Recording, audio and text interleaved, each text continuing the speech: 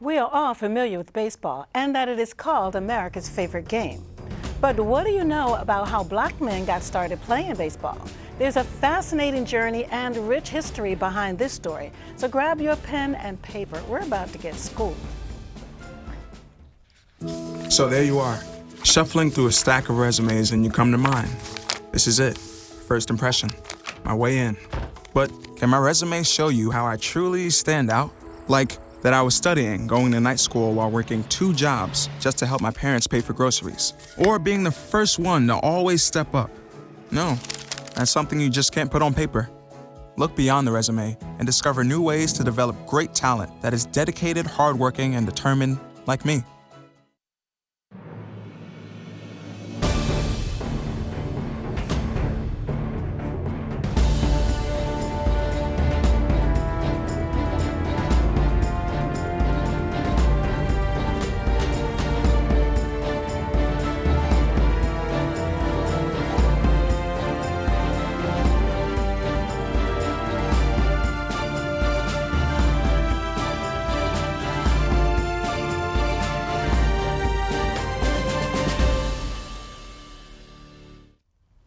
Hello and welcome to the Clarion Call Show. I am Janice Liggins, your host. The game of baseball has been treasured in this country for decades, but the players in the game were not always as we see it today. There's a hard-fought, rich, and historic journey behind that story. Joining us today to share the rich journey of how black men paved their way into the baseball diamond is baseball historian Dwayne Renal Sims, founder of the Negro League Legends Hall of Fame. Oh. Dwayne, welcome to the show. Thank you for coming. I appreciate you having you here. Yeah, it's my pleasure because the cause that you serve in the community is wonderful. Oh, and us being the nonprofit, we have so many things in common. A lot in common, yes, a lot in common. And we'll talk a little bit about that. But first of all, the Negro National League. You've become an advocate and a trumpeter for it. What prompted you to get interested in the Negro League? I think the biggest part is that I had never heard about the Negro Leagues actually in the year of telling my age, about 1998. Okay. Even though this league had been playing, even the Negro National League has been playing since 1920, and prior to that, in the early 1903, 1910, they had the Colored Professional League and the Independent League. Okay. So I've always been a person about knowledge.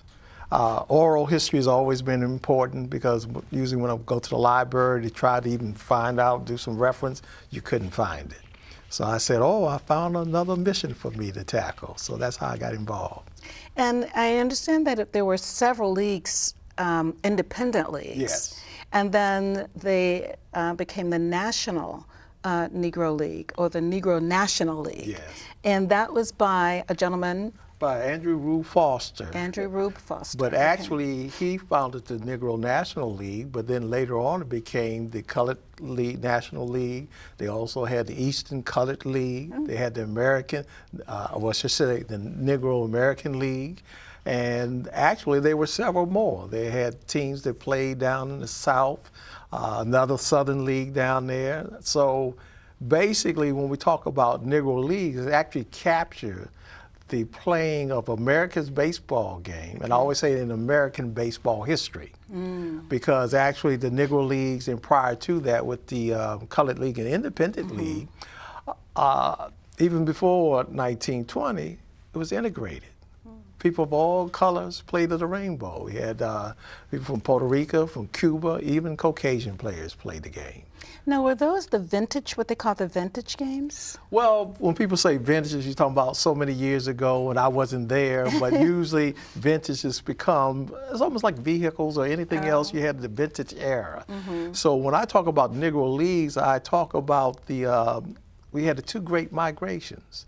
And usually I use that as to calibrate what we're talking about in history. Well, the first migration was the First World War I, Japan, and then the second with Germany. And that's where it impacted our communities, where in the First World War, right after slavery and that time when people look at the early 1900s, well, people were migrating to the north, to the cities where the jobs were, since now you didn't have too much of the plantations and everything going on.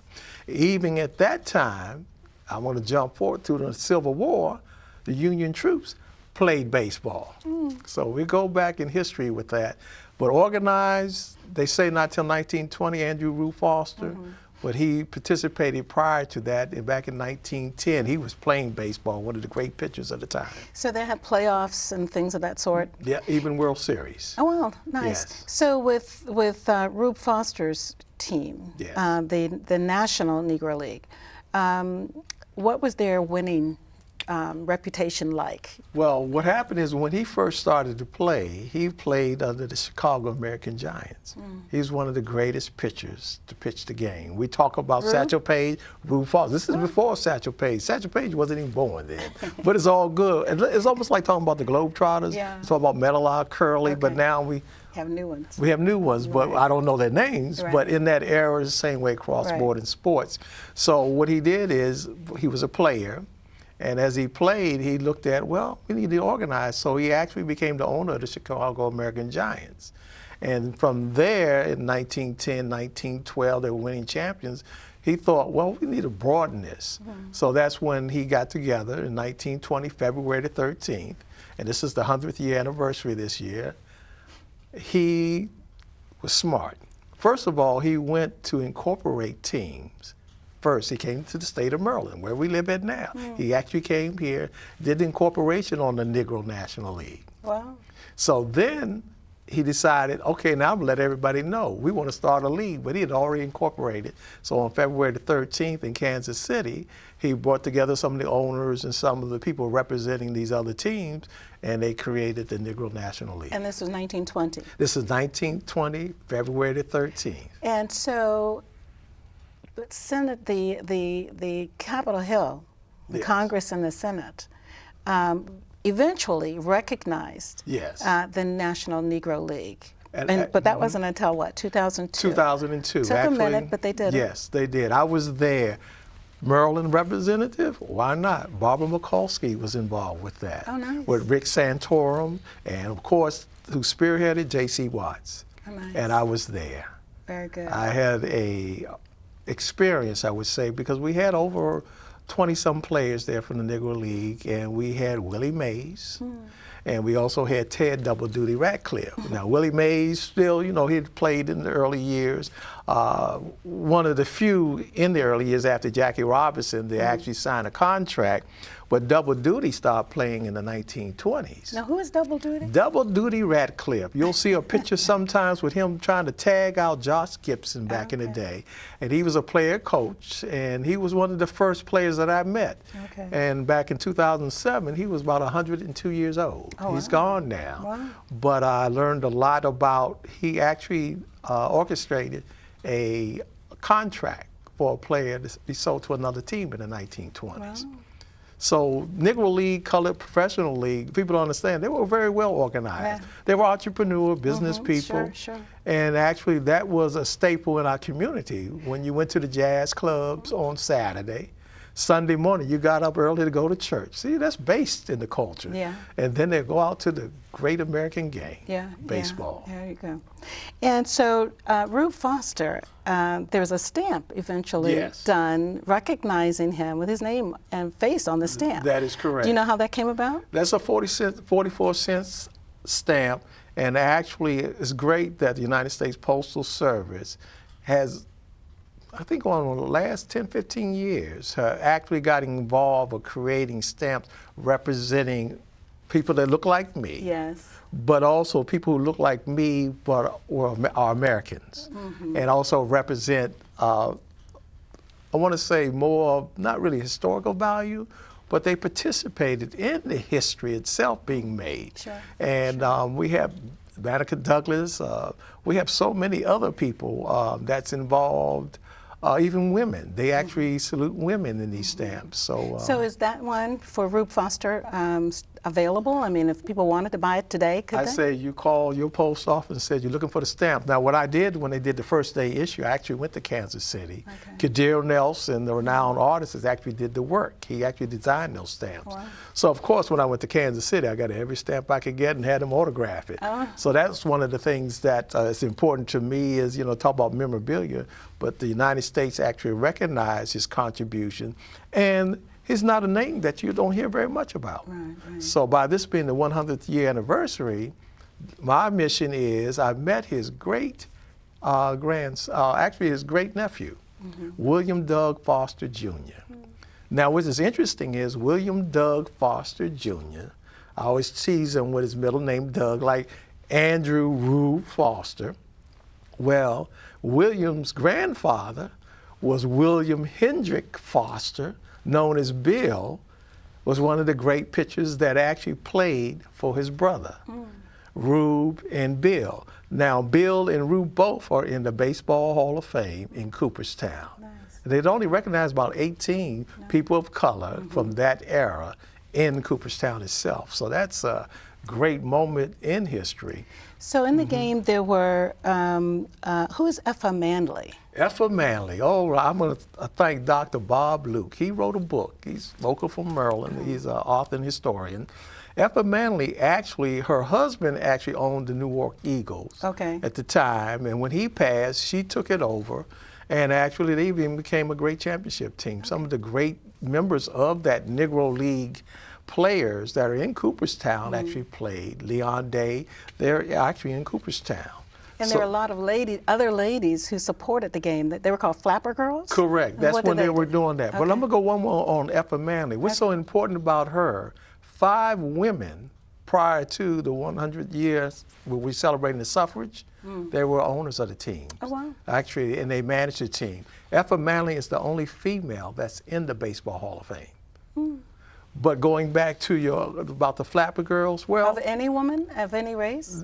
Any woman, the only woman in Cooperstown. I just made the call up there to verify, because what we need to do is verify information. Yes, yes. So I do my homework now. Effa Manley, the only female in the Baseball Hall of Fame in Cooperstown. Oh, wow. Yeah. Wow. And that was just told to me yesterday from the librarian who actually handles all the resources and information. So I say one thing about history is we really need to do more research to understand what's going on. Now you mentioned the Flapper Girls. That scene that we have for the Flapper Girls, that is from Griffith Stadium. Griffith Stadium used to be now where Howard Hospital sits at right now. Okay.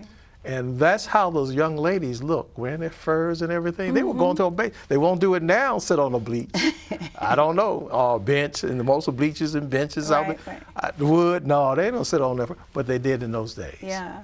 And that's from the Scurlock collection. The American History Museum of Smithsonian actually owns and had that collection itself for the Scurlock studio. Wonderful, wonderful. And so the players on the league actually did a lot of community service type things. Yes, they did. What kind of things did they do? One thing that's interesting is I had the Rutherford Hayes Jones collection, and it's actually from 1909 in the District of Columbia.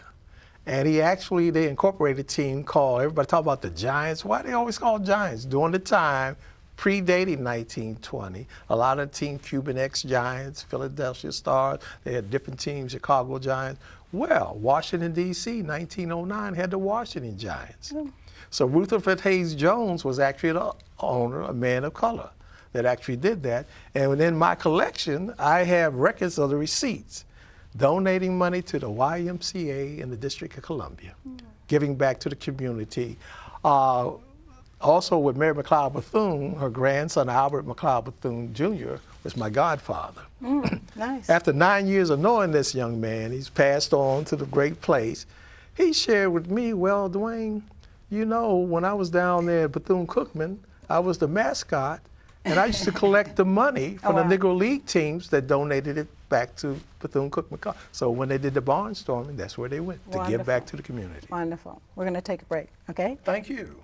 So how does the Negro League Legends Hall of Fame connect with youth of today? And what else do they have planned? That's next. Stay tuned.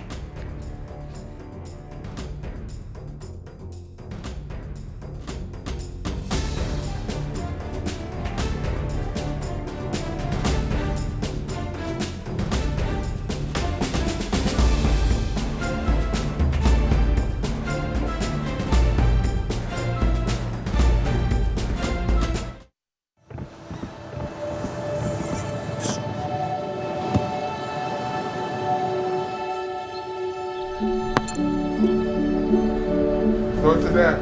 I don't remember how it started.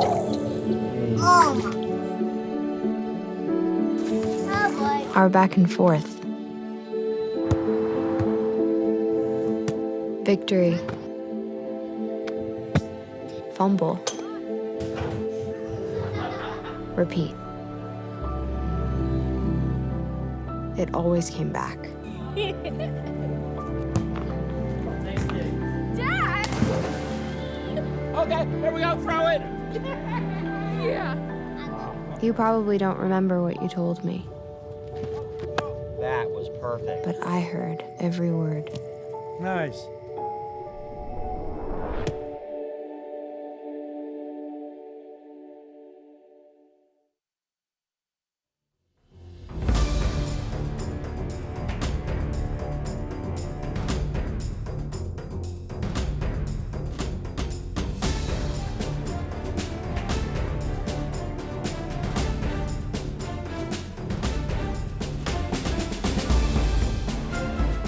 Welcome back. With us again is Dwayne Renal Sims, founder of Negro League Legends Hall of Fame. Also joining us is Councilmember Rodney Streeter of Prince George's County Council District 7. Welcome, gentlemen. right, Glad to thank have you. you joining us, Rodney. I appreciate it, Councilman Sure. Streeter. My pleasure. So you have launched an organization, a Yes. nonprofit. Yes. Tell us about that. The Negro League Legends Hall of Fame is founded, it has been that long, 2003, Okay. actually in Prince George's County, state of Maryland, because I wanted to share the rich history and the contribution, not only of the Negro League players, but also the Independent Colored League, but also educate from 3 years old till 102 or whatever. Some of the players I've met lived to 102. So we have outreach. We have one of our major programs is reading about our community history, RAC. And I partnered with the Prince George's County Memorial Library years ago and actually put an exhibit to tour through this. Wow, nice. That's Yes, wonderful. it was a wonderful experience. I love the fact that you work with, and that was one of the things that interested me actually the most with your organization, is that you partner and you relate to the youth Yes. to bring them in. And you've had events and so forth that actually bring in the youth to expose them That is to the rich correct. history of the culture and of your organization. And they get to participate. Reading is Yes. key. Yes, So the fact that okay. you have a project called RAC, Yes. focused on reading, kudos. Thank you so much. Yes, kudos, because that's at the heart of what It's right at we your do. mission statement. Exactly. I'm glad to partner with you with that too. Well, It's amen. wonderful. Well, I'll hold you to that. It's done deal. Done, as I always say, Looking done forward to deal. it. Well, looking forward to it. Looking Yes. forward to it. So, and you've also have archived a lot of these artifacts. Yes, I have. And for prosperity and for eventually, we're going to have everybody familiar with the Negro League. Yes, and what all is that we do. important with that when you say that, I deal with a lot of oral history and actually filming. So Kiamsha, which is a youth organization based in Prince George's County, founded by Barbara Dunn, which is interesting. These children, when I do an event, actually have performed at a ceremony doing shadow baseball. Okay. These kids now have graduated from college, but they did this when they were in middle school and high school students. Nice. And actually got to interact with the actual players, get autographs and everything. So I believe in having an experience while they're still walking among us. Yes. That is so important, What was the especially for our reaction of some of the kids? Well, one thing is I just sent them pictures of the newspaper. They were all in the newspaper. Oh, nice. Yeah, because the media is very important to show that positive message. I think media, can't believe everything you read. That's why I went back to the research. That research ties into you because you must read. To do math, you must read. There you go. To do you must read about and then read about your own history. Amen. Find out where you came from. What do you like most about you launched this nonprofit? Yes. You're a historian with facts galore Yes. about the game itself. You're working with youth. Yes. You're working with the players. Yes. What do you like most about what you do? I think I tell you, one of the great experiences I've had, I have gone to schools in the DMV, is to go into a store, fast food, I won't give a name, I can't give no promo on that one, try to eat healthy myself, and the kids said, to his mother, "That's Mr. Sims. He came to our school." Oh, nice. And because my experience with Negro League, I've never taught about it, never talked about it. But what I talk about with the Negro Leagues is about them giving back. These are human beings who actually live in our community. And what is interesting is we've had William Sonny Randall, James Tillman Jr., Sr. now, both deceased, lived in Prince George's County and played for the great Washington Homestead Grays team. And I brought them two together. They hadn't seen each other for 30, 40 years when they actually played on the team. I brought them together in the basement of the house, and that's probably the highlight of all this, that they had never seen each other since then, and we all sat in the basement and laughed. So you've got a bat with you. Yes, I do. Tell us about that. Interesting. When I get involved with things, I try to do the real deal. So this is actually the commemorative baseball bat with the signature of Andrew Rube Foster. Oh, no, Right. Nice. And what I did was, through his great nephew, William Doug Foster Jr., what I try to share with people, when you go out to do something, it's good to go contact the family, to at least get permission, Yeah. or at least let them be aware of that, because that is our legacy. That's our community legacy. Everybody talk about, oh, no, no, no. Nothing belongs to anybody. But as soon as you share it, people want to own it. That's wonderful. Thank you. And you've got a ball here too? Got the baseball there too. With his name on it? Yeah, with his name on digital. And you're the first that we actually publicly is sharing the commemorative baseball for Rube Foster. Nice. And on the back of it, it has history about Rube Foster also being elected and inducted into the Baseball Hall of Fame in Cooperstown. Wonderful. Yes. You're on it. Yes. I appreciate it. I appreciate it. Yeah. So you've got your councilman Yes. right here with you. Very important. Tell us about his role. Well, I tell you what, it's been great. I went to school here in Prince George's County. I've grown up here, high school, and now to really have support, to have the Honorable Rodney Streeter, which is interesting about it, he actually is chairing our first 100th year anniversary event here in Prince George's County. He's decided to chair it. Now, last year, he actually threw out the first pitch.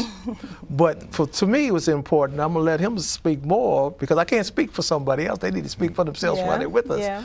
But for him to say he wants to be involved, he's just not a talker. And that's what we need more. People don't talk, but people of action. Go ahead, my friend. Well, first of all, I want to thank you, Janice Liggins, for allowing me to be on the show today and for all the incredible work you do in our community. And Dwayne Sims has been all things Negro National Baseball League. For several years, we've known each other, and he has really pushed this issue. When I first started talking to Dwayne, though, I only thought of the Negro League in terms of its pioneer offerings. But I've come to know over the years, talking to him, that there was much more of a contribution to our communities, and that's what really got me involved. Those gatherings on Sundays after church brought community together, family. All the entrepreneurship opportunities that came from those efforts and the giving back to our community was what inspired me to get involved, to know more, and to show the richness of this whole effort. And so I wanted to be a part of something that celebrated the 100 years. Nice, nice. So, and that's coming up when? Oh, actually, we're going to kick everything off February the 11th. We're going to make tickets available through your show and also through our website. They're going, and we're actually donating it. It's so great to have my chairman here, to be joined by a couple other council members also that's going to be involved with that. So we are very happy to have support from my county. And my whole thing is bridging the gap. Nonprofits, the people who make decisions, and actually we look forward to you all for our future. And also the kids, youth, young and old, our seasoned citizens, which I'm a member of the class. I'm so happy to be. And we're really looking forward to doing this and having this partnership. What do you want our viewers to walk away from if they are fortunate enough to come even to your event, what do you want them to know most, or what do you want them to do most? I'd like to have Either my of- chair to okay. speak because it's so important. A real appreciation for the rich and compelling history that these men made in their times. And you know, during segregation time, when they were in these leagues because they couldn't participate in the major leagues, there were real celebrities born out of that effort in the community.